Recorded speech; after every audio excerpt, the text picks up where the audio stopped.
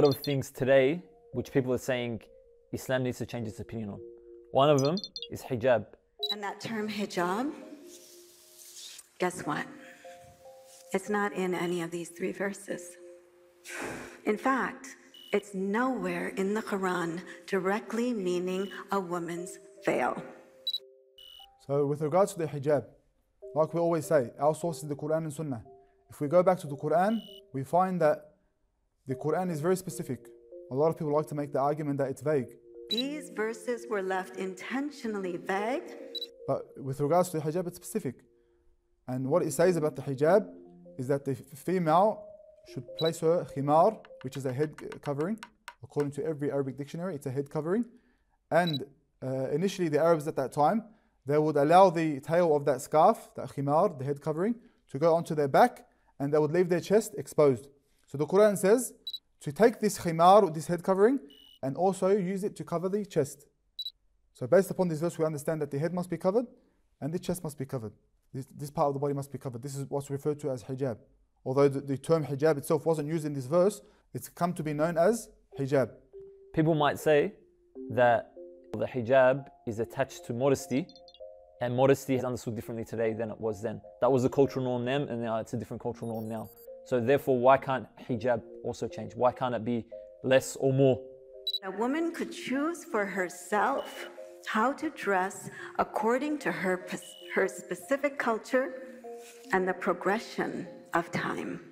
Obviously, we understand that the reason for this is modesty, that the female should be modest. But our understanding of what is modest is according to how Allah Azza wa Jal in the Quran and Sunnah has taught us to be modest. On the other hand, if we say that all we have to do as Muslims is be modest, and the way we understand this modesty is based upon our culture or based upon society, what is socially accepted. If we say this, really what we're saying is everything is allowed, because certain societies say culturally that the female should cover their whole body. And in other societies, on the other side of the spectrum, they say that the female can almost uncover her entire body, besides a few small areas. By saying that the ruling is based upon modesty, and we are allowed to understand modesty based upon certain culture or certain societies, what we're actually saying is everything is allowed, from the start of the spectrum to the end of the spectrum. So you're not actually giving a ruling. You're not actually saying what should be allowed.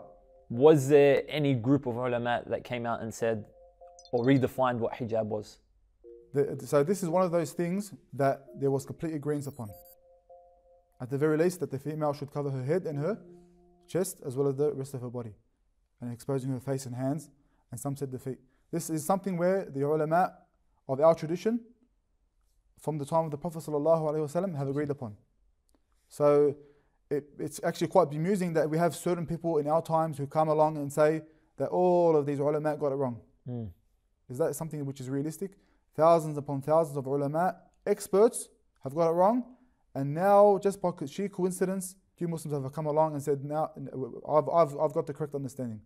While every single other scholar, hundreds of thousands of scholars, got it wrong.